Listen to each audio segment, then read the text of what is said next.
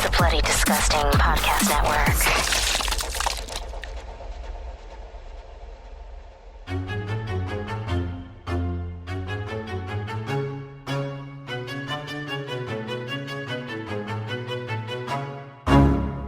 We're gonna carry on and plan the sequel, because let's face it, baby, these days, you gotta have a sequel.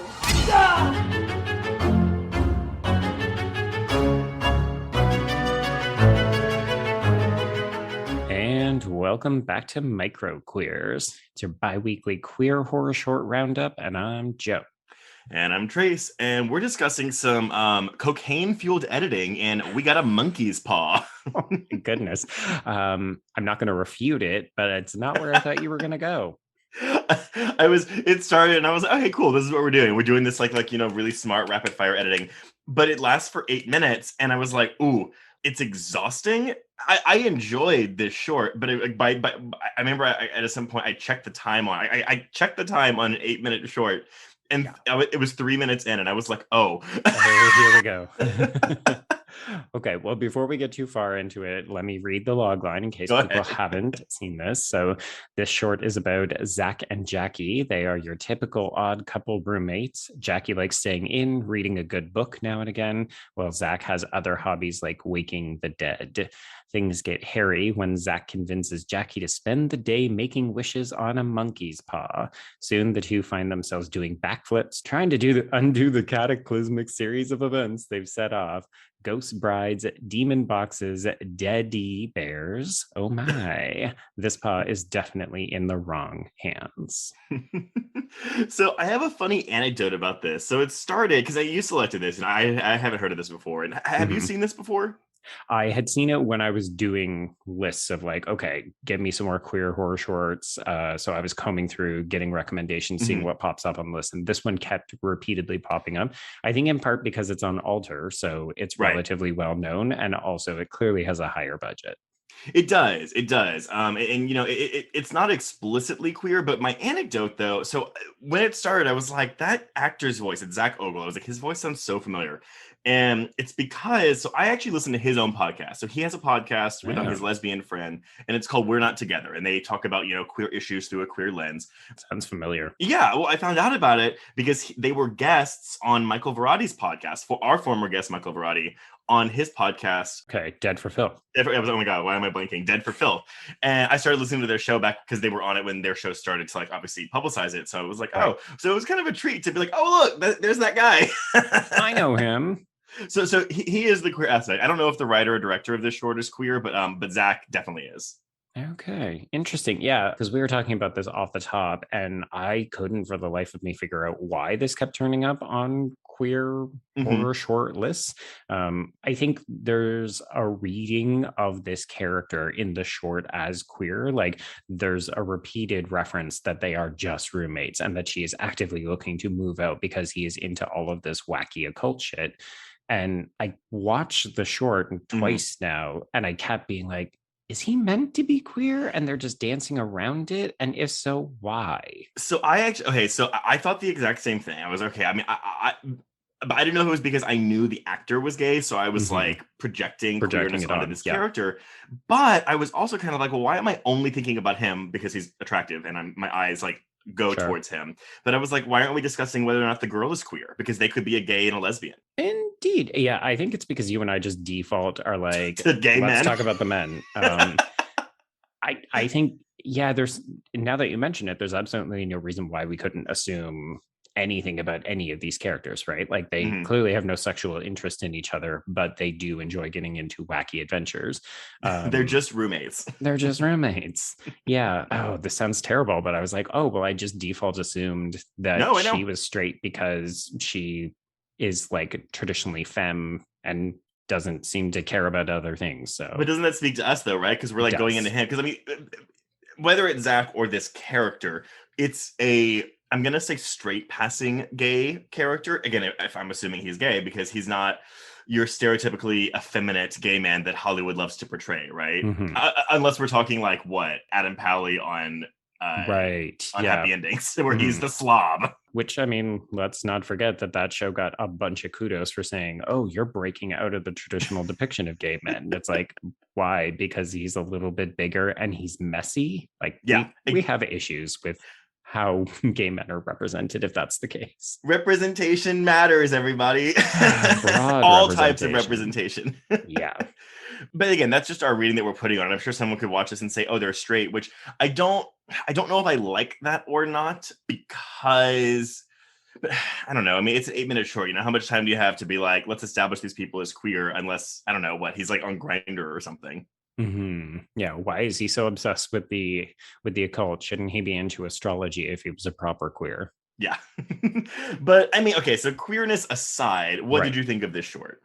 So I think I like this a little bit more than you. I don't mind the editing, if only because I think it does give it a sense of like speediness, right? Like part of this is that they're meant to be overwhelmed because they keep making these terrible decisions. And I think the editing is the propulsive engine of the short. With that said, I'm also glad that it's only 8 minutes, because I think more than that would have been very exhausting.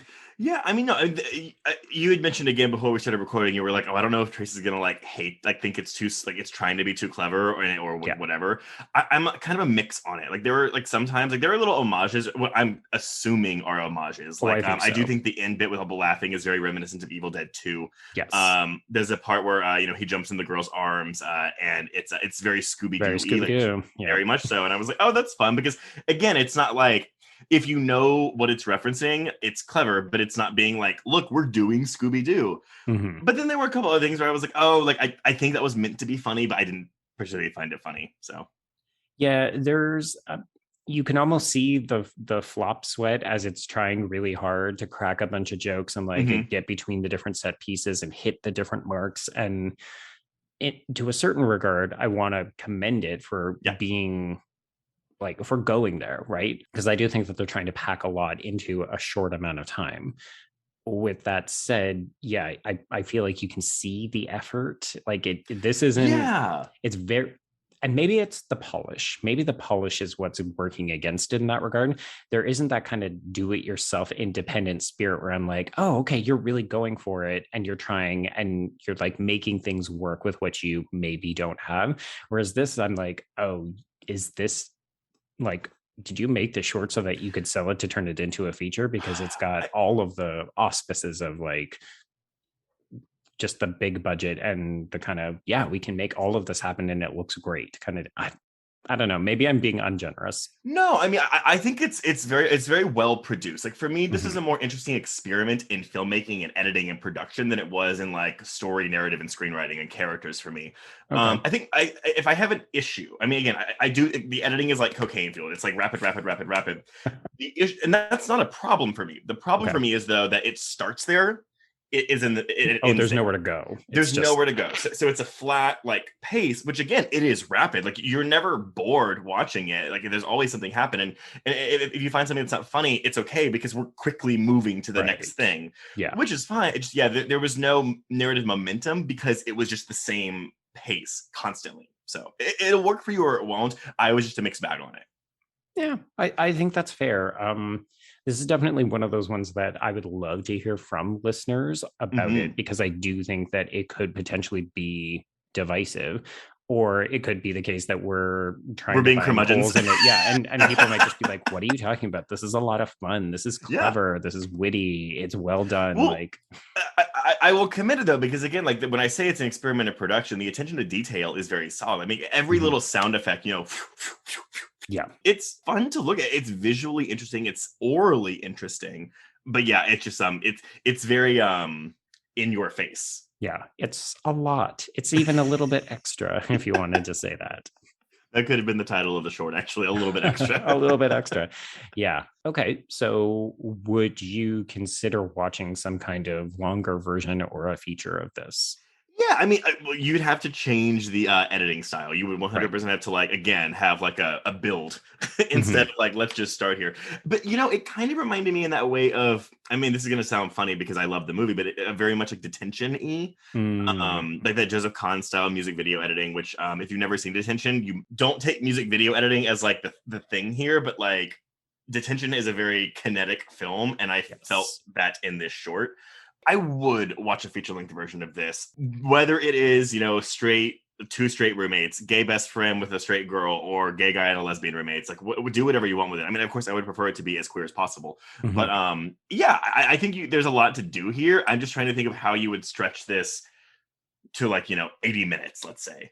Yeah, I'm almost thinking of the Cohesion version of this. So Cohesion is a time travel. Coherence. Sorry, Coherence. Oh my God. Mhm. Cohesion. What the fuck am I thinking? It's all sticking together. No. Yeah. Yes. So Coherence kind of version. There's a couple of other versions of sci-fi stories that have told this kind of story, right? And one of the things that you like about this is that the monkey's paw introduces horrific elements into it. But I think having a few more people, like if you introduce this as a bit of a party favor, like we're hosting a party, out comes the monkey's paw, we've got 6 people to play with, and then you could stretch out some of those encounters and the wishes. Well, and also because the male characters, I'm sorry, I should probably even just say what his name is. Zach. Oh, his name is Zach, actually. It's Zach and Jackie, which would make sense.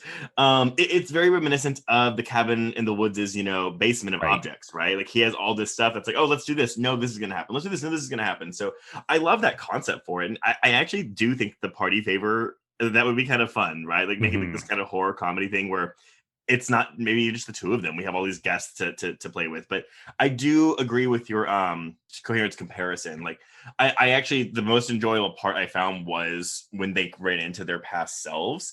Obviously, I realize it's kind of hard to shoot because you're doing a lot of shot reverse shots where it's like, because you can't have, like, I'm sure the budget here wasn't enough to have 2 of them in the same frame. Right. But I think that could be really fun when played, not for something as maybe depressing as Coherence is. Right. Yeah. Something a little bit more uplifting and fun, which I think is in the vein of this short. Yeah. Either that or yes, I would have one of the party people be the Warrens, since this is clearly also very similar to their like little game room where they've got all the cursed objects. No, that's actually a really good comparison too. I mean, this short was clearly made by people who are familiar with the horror genre, and so again, that's always fun to watch. Yes, absolutely. Yeah. Well, I mean, listeners, let us know what you thought of We Got a Monkey's Paw. I'm curious to hear this, and let us know what you would make, because we offered one way we would stretch this to feature length, but let us know how you would stretch this to feature length. Yes, if you had 5 wishes, how would you stretch this to feature length? Exactly.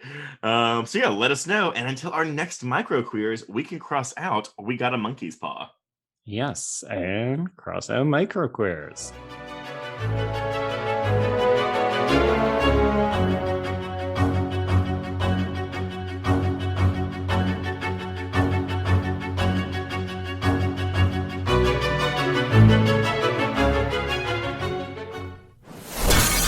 Bloody Disgusting Podcast Network, home of creepy, disturbing, and terrifying creepypastas, SCP archives, weekly full-cast storytelling, the Pora Queers, genre commentary from an LGBTQ perspective, and the Boo Crew, horror-centric interviews. Listen free wherever you stream audio and at bloodydisgusting.com/podcasts. It was late in the afternoon when the professor and I took our way towards the east, whence I knew Jonathan was coming.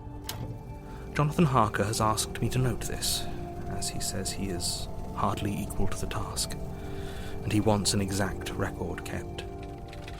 Dear Madam Mina, I have read your husband's so wonderful diary. Strange and terrible as it is true. I will pledge my life on it. God preserve my sanity, for to this I am reduced. Safety and the assurance of safety are things of the past. I am in hopes that I shall see more of you at Castle Dracula.